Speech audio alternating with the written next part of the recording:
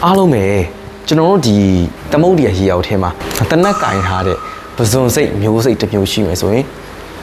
အံ့ဩသွားကြမယ်လို့ထင်ပါတယ်မအံ့ဩပါနဲ့အမှန်တကယ်ကဘာပေါ်မှာမြင်တွေ့နိုင်တဲ့အကောင်လေးတွေလည်းဖြစ်ပါတယ်ခင်ဗျာဆိုတော့ကျွန်တော်ဒီနေ့မှာဒီကောင်လေးတွေကြောင်းကျွန်တော်အသေးစိတ်ရှင်းပြပေးမှာပါဆိုတော့ကျွန်တော်ဗီဒီယိုလေးကိုအဆုံးလေးလိုက်ကြည့်ပြီးကျွန်တော်တောင်းဆိုပါတယ်ခင်ဗျာနံပါတ်1အနေနဲ့ကျွန်တော်ရှင်းပြပေးချင်တာဘာလို့ဒီကောင်လေးကိုကျွန်တော်တို့ကပစ္စတိုကင်ထားတယ်ပဇွန်စိတ်မျိုးစိတ်လို့ခေါ်လဲဒီကောင်လေးတွေကဘာလို့ကျွန်တော်တို့အဲ့လိုခေါ်လဲဆိုရင်သူတို့မှာပုံမှန်ပဇွန်စိတ်တွေနဲ့မတူတာကခန္ဓာကိုယ်အရွယ်စားโอเคတူတယ်မတူတာတစ်ချက်ကတော့ပုံမှန်ပဇွန်စိတ်လေးတွေမှာကဒီလက်မနှစ်ဖက်က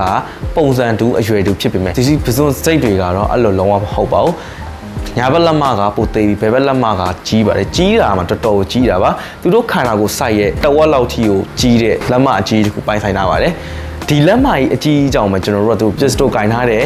ပဇွန်စိတ်လို့ခေါ်ရခြင်းဖြစ်ပါတယ်ဒါနားမလည်ဘူးဆိုရင်တော့ထပ်ရှင်းပြပါမယ်ဘာလို့လဲဆိုတော့ဒီလက်မရဲ့ပုံစံဖွဲ့စည်းတည်ဆောက်ပုံပစ္စတိုတနက်တလက်ရဲ့ဖွဲ့စည်းတည်ဆောင်ပုံနဲ့ဆင်ပါတယ်မောင်းတင်ပြီးတော့တခါတည်းခလုံးနှိမ့်လိုက်တာနဲ့တန်းပြီးတော့ဒိုင်းနေဆိုပြီးအရှိကိုထွက်နိုင်တဲ့ပြင်းအားတွေပေါက်ကွဲအားတွေဒီလက်မလေးပြုတ်လုံနိုင်ပါတယ်โอเคဆက်လက်ပြီးကျွန်တော်အသေးစိတ်ရှင်းပြပေးပါမယ်ဒါကဘာလဲဆိုရင်ဒီပဇွန်လေးတွေကပင်လယ်သမုဒ္ဒရာထဲမှာအတန်အကျယ်ဆုံးပြုတ်လုံနိုင်တဲ့တသက်ဝါလေးဆိုလဲမှန်ပါတယ်ခင်ဗျာဆိုတော့ကျွန်တော် viewer တွေစိတ်ထဲမှာတွေးကောင်းတွေးမိနေတာဒီပဇွန်တွေကလက်မအကြီးရှိတယ်ဆိုတော့ဒီလက်မအကြီးနဲ့အမဲလိုက်ရင်တားကောင်တွေကိုဒီလိုလက်မအကြီးနဲ့ဖမ်းလာလားလို့ထင်ပါလိမ့်မဟုတ်ပါဘူးမှန်တကယ်တော့အဲ့ထက်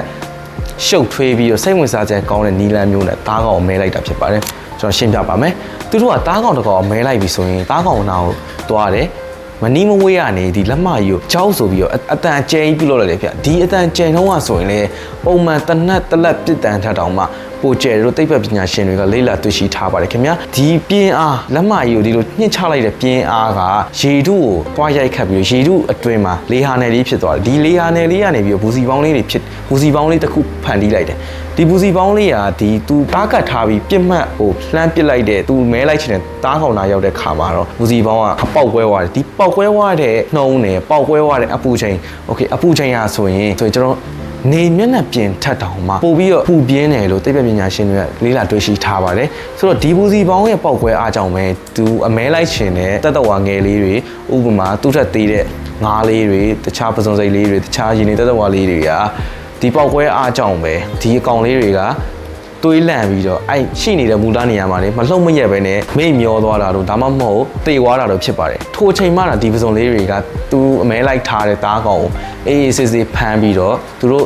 ့နေထိုင်တဲ့တွင်းထဲယူပြီးတော့သူ့အဖွဲ့နဲ့ပြန်စားသုံးတာဖြစ်ပါတယ်နောက်ပြီးတော့ကျွန်တော်ရည်စရာတစ်ခုပြောချင်ပါတယ်ရည်စရာဘာလဲဆိုရင်ဒီပဇွန်လေးတွေကအဖွဲလိုက်နေတဲ့မျိုးစိတ်လေးဖြစ်ပါတယ်တကောင်နဲ့လည်းဘယ်တော့မှမနေပါဘူးဆိုတော့သူတို့အဖွဲလိုက်နေတယ်ဆိုတော့ကျွန်တော်နောက်တစ်ခုထပ်ရှင်းပြချင်တာပေါ့နော်အမဲလိုက်တဲ့ခါမှာခုန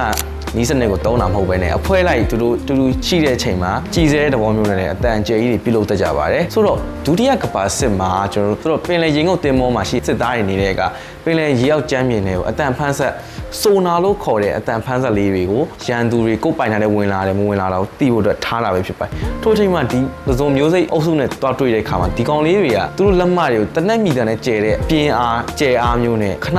အတန်အကျဲကြီးတွေပြုလုပ်နေတဲ့ခါမှာဒီရေကုန်တင်မောစစ်သားတွေအနေနဲ့ကဟာဒီအတန်တွေကသူတို့ရန်သူစီကလာတဲ့အတန်တွေလားဒါမှမဟုတ်ဘယ်ရလာတဲ့အတန်တွေလဲဆိုရင်သူတို့မှာအဖြေရှာရအရန်ခက်ခဲပြီးတော့လုံးဝကိုမှရှင်းလို့မရတဲ့ပုံစံတစ်ခုလိုမျိုးဖြစ်သွားတဲ့အထိကိုတော်တော်ပြဿနာတက်ခဲ့တဲ့ပဇွန်မျိုးစိတ်တစ်မျိုးလေးလည်းဖြစ်ပါတယ်ခင်ဗျာဆိုတော့ဒါကတော့ကျွန်တော်ဟာတာအနေနဲ့ရည်စရာလေးထည့်ပြောပြတာဖြစ်ပါတယ်ကဲဆိုတော